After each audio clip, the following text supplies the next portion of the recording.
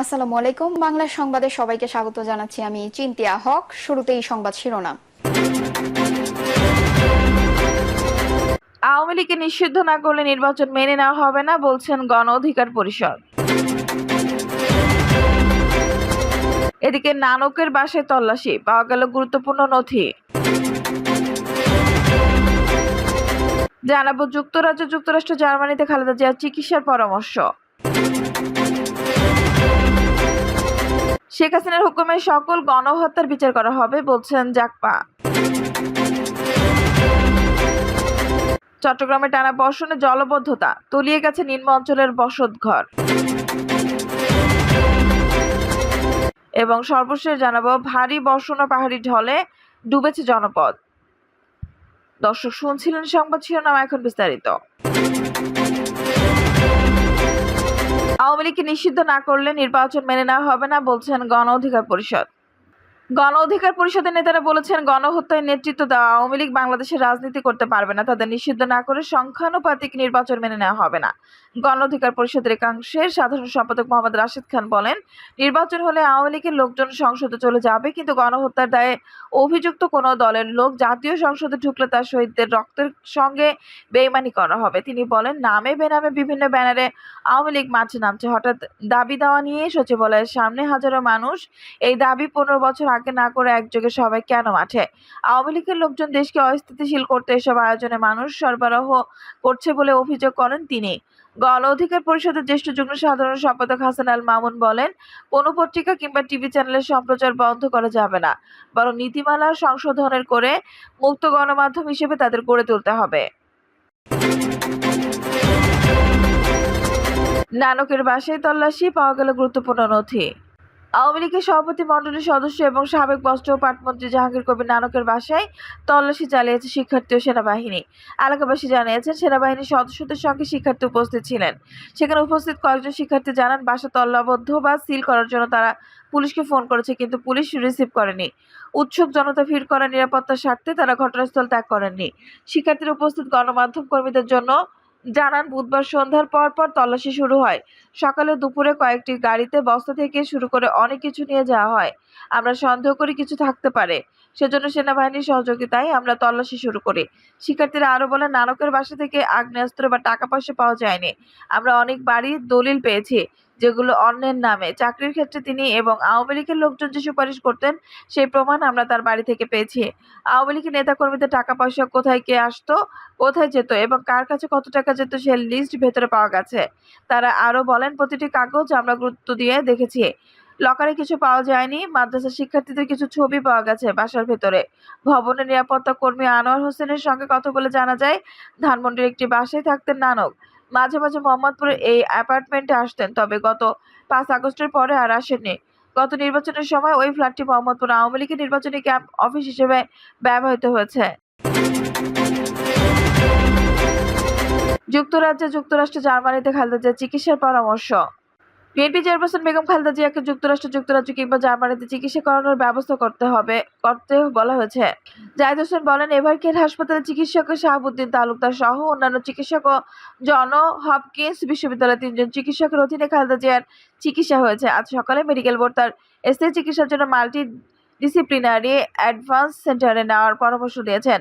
জাহিদ আরো বলেন, খালেদা জিয়ার গ্লোবাল ইভ্যালুয়েশনের মাধ্যমে স্থায়ী চিকিৎসার ব্যবস্থা করতে হলে আমরা তাকে যুক্তরাষ্ট্র অথবা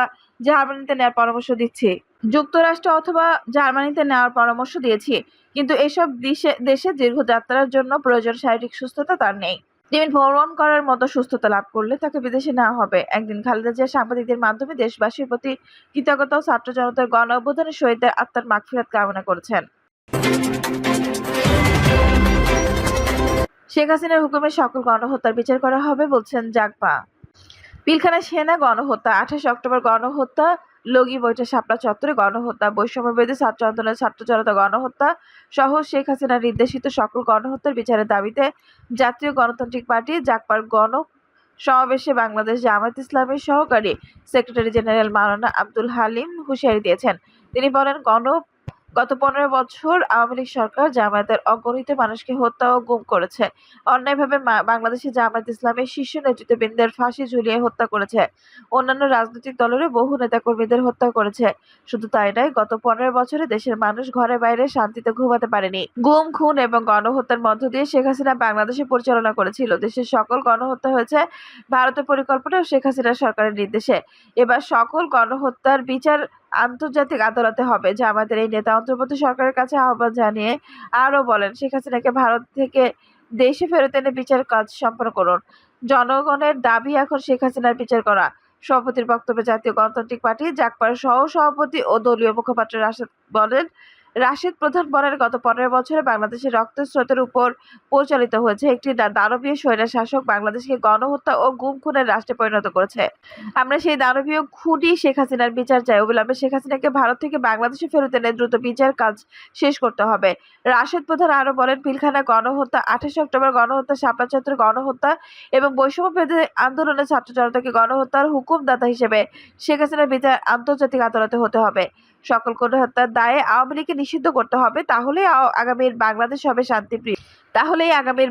হবে শান্তিপ্রিয় বাংলাদেশ। নেতৃত্ববৃন্দ বুধবার বেলা 12টা জাতীয় প্রেস ক্লাবের সামনে জাতীয় গণতান্ত্রিক পার্টি জাগপা আয়োজিত পিলখানা গণহত্যা, 28 অক্টোবর গণহত্যা, শাপলা চত্বরে গণহত্যা এবং বৈষম্য বিরোধী আন্দোলনের ছাত্র জনতাকে গণহত্যার দায়ে শেখ হাসিনার বিচারের দাবিতে গণসমাবেশ এসব কথা বলেন। চট্টগ্রামে টানা বর্ষণে জলাবদ্ধতা, তলিয়ে গেছে নিম্ন অঞ্চলের বসতঘর। চট্টগ্রামে সপ্তাহ ধরে চলছে টানা বৃষ্টি, দিনরাত হচ্ছে ভারী বর্ষণ। বৃষ্টির পানির কারণে চট্টগ্রামের বিভিন্ন এলাকায় জলাবদ্ধতার সৃষ্টি হয়েছে, তলিয়ে গেছে নিম্ন অঞ্চলের বসতঘর। এতে করে অসহনীয় ভোগান্তি পোহাতে হচ্ছে তাদের। এছাড়া বেশিরভাগ এলাকায় সড়ক পানিতে ডুবে গেছে, সড়কে গণপরিবহনের সংখ্যাও কম দেখা যাচ্ছে, যার ফলে কর্মজীবী মানুষের চলাচলে বেগ পেতে হচ্ছে, অতিরিক্ত ভাড়ায় গন্তব্যে যেতে হচ্ছে। খোঁজ নিয়ে জানা গেছে, নগরের অধিকাংশ এলাকার সড়ক পানিতে তলিয়ে গেছে। নগরের বদ্দারহাট, মুরাদপুর, মোহাম্মদপুর, গোলকবহর, বাদুরতলা, চকবাজার, বাকুলিয়া, রাহাত্তারপুল, ডিসি রোড, আগ্রাবাদের সড়ক যান চলাচল একেবারেই সীমিত। সড়কে হাঁটু থেকে কোমর পর্যন্ত পানি। এসব এলাকার অনেক বাসাবাড়ির নিচতলায় পানি ঢুকে গেছে। বেসরকারি চাকরিজীবী গিয়াস উদ্দিন ঢাকা পোস্টকে বলেন, টানা 4-5 দিন ধরে লাগাতার বৃষ্টি হচ্ছে। প্রত্যেকদিন চট্টগ্রামে জলাবদ্ধতার সৃষ্টি হয়েছে, সড়কে যান চলাচল কম। মুরাদপুরে কোমর সমান পানি, অতিরিক্ত ভাড়া দিয়ে অফিসে আসতে হয়েছে। নগরের রাহাত্তারপুল এলাকার বাসিন্দা নাজমুল হুদা বলেন, আমাদের এলাকায় অধিকাংশ বাসার নিচতলা পানি তলিয়ে গেছে, মানুষের কষ্ট হচ্ছে বেশি। চকবাজার এলাকায় বাসিন্দা রুহুল দত্ত বলেন, বাসাবাড়িতে পানি ওঠার যন্ত্রণা কেমন সেটি নিজের বাসায় না উঠলে বোঝা যায় না। পানি ওঠার কারণে প্রাকৃতিক কাজেও যাওয়া যায় না, এর চেয়ে কষ্টের আর কিছু হতে পারে না। চট্টগ্রাম সহ আশপাশের জেলায় বৃহস্পতিবার মধ্যরাত পর্যন্ত ভারী থেকে অতি ভারী বৃষ্টির আশঙ্কা রয়েছে। এতে চট্টগ্রাম ও পার্বত্য চট্টগ্রামের জেলাগুলোতে ভূমিধস ও বন্যার আশঙ্কার কথা জানাচ্ছে বন্যা পূর্বাভাস ও নিয়ন্ত্রণ কেন্দ্র এবং আবহাওয়া বিশেষজ্ঞরা। কানাডার সাসকাচোয়ান বিশ্ববিদ্যালয়ের আবহাওয়া ও জলবায়ু গবেষক মোস্তফা কামাল পলাশ জানিয়েছেন, ইউরোপিয়ান আবহাওয়া পূর্বাভাস মডেল অনুসারে বৃহস্পতিবার রাত 12টার মধ্যে চট্টগ্রাম, রাঙ্গামাটি, খাগড়াছড়ি, ব্রাহ্মণবাড়িয়া, মৌলভীবাজার, কুমিল্লা, ফেনী জেলায় 200 থেকে 250 মিলিমিটার বৃষ্টিপাতের সম্ভাবনা রয়েছে। তিনি জানান, আজ সারা রাত চট্টগ্রাম ও পার্বত্য চট্টগ্রামের জেলাগুলোতে ভারী থেকে অতি ভারী বৃষ্টির আশঙ্কা করা হচ্ছে, যার সাঙ্গু নদীতে ভয়াবহ পাহাড়ি ঢল নামার প্রবল আশঙ্কা করা যাচ্ছে। ভারী বৃষ্টিতে আগামী শুক্রবার পর্যন্ত উত্তর চট্টগ্রাম, রাঙ্গামাটি ও খাগড়াছড়ি জেলায় ভূমিধসের প্রবল ঝুঁকি রয়েছে। ভারী বর্ষণ ও পাহাড়ি ঢলে ডুবেছে জনপদ। ভারী বর্ষণ আর ভারত থেকে নেমে আসা পাহাড়ি ঢলে ডুবে গেছে দেশের কয়েক জেলায় লোকালয়। ফেনী, নোয়াখালী, ব্রাহ্মণবাড়িয়া, সিলেট, মৌলভীবাজারের বাসিন্দারা পড়েছেন সবচেয়ে বিপদে। পানিবন্দী হয়ে আছেন এসব জেলার লাখ লাখ মানুষ। উত্তর পূর্বাঞ্চলের সীমান্তবর্তী নদী বেষ্টিত মৌলভীবাজারের কুশিয়ারা, মনুধুলাই ও ঝুড়ি নদীর পানি বিপদসীমার উপর দিয়ে বইছে। ভারত থেকে আসা ঢলে ফেনীর মুহুরী নদীর পানি বেড়ে ফুলগাজী ও পরশুরামের বিস্তীর্ণ এলাকা ডুবে গেছে। কুমিল্লায় গোমতী নদীর পানি বিপদসীমার উপর দিয়ে বইতে থাকায় দেখা দিয়েছে বন্যা। পানি বাড়তে শুরু করেছে নোয়াখালী অঞ্চলেও। তিন পর্বত জেলাসহ বৃহত্তর চট্টগ্রাম ও দক্ষিণাঞ্চলেও নদ নদীর পানি বেড়ে তলিয়েছে অনেক নিম্ন অঞ্চল। আন্তর্জাতিক গণমাধ্যমের খবর চলছে, কয়েকদিনে টানা বৃষ্টিতে ভয়াবহ বন্যা দেখা দিয়েছে বাংলাদেশ সংলগ্ন ভারতের উত্তর পূর্বাঞ্চলের ত্রিপুরা রাজ্যে। সেখানে বন্যা ও ভূমিধসে 8 জন নিহত হয়েছে, নিখোঁজ হয়েছে 2 জন। বন্যার কারণে ত্রিপুরা রাজ্য সরকার ডুম্বুর জলবিদ্যুৎ প্রকল্পের বাঁধ খুলে দিয়েছে, ফলে গোমতী ও ফেনী নদীর পানি হঠাৎ বেড়ে বাংলাদেশে দেখা দিয়েছে বন্যা। এছাড়া সিকিমে পাহাড় ধসে ভেঙে গেছে তিস্তা নদীর উপর নির্মিত জলবিদ্যুৎ প্রকল্পের একটি বাঁধ। গজলডোবা বাঁধে পানির চাপ অস্বাভাবিক বাড়ছে। এর পরিস্থিতিতে পশ্চিমবঙ্গে বন্যার সংখ্যা দেখা দিয়েছে। আর এতেই তিস্তার পানি নিয়ে উৎকণ্ঠা তৈরি হয়েছে বাংলাদেশের উত্তরাঞ্চলের জেলায় জেলায়।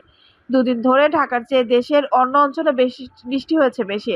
আজ বৃহস্পতিবারও একই পরিস্থিতি থাকতে পারে। বিশেষ করে উপকূলীয় এলাকায় যে ভারী বৃষ্টি শুরু হয়েছে তা অব্যাহত থাকার পূর্বাভাসে আছে।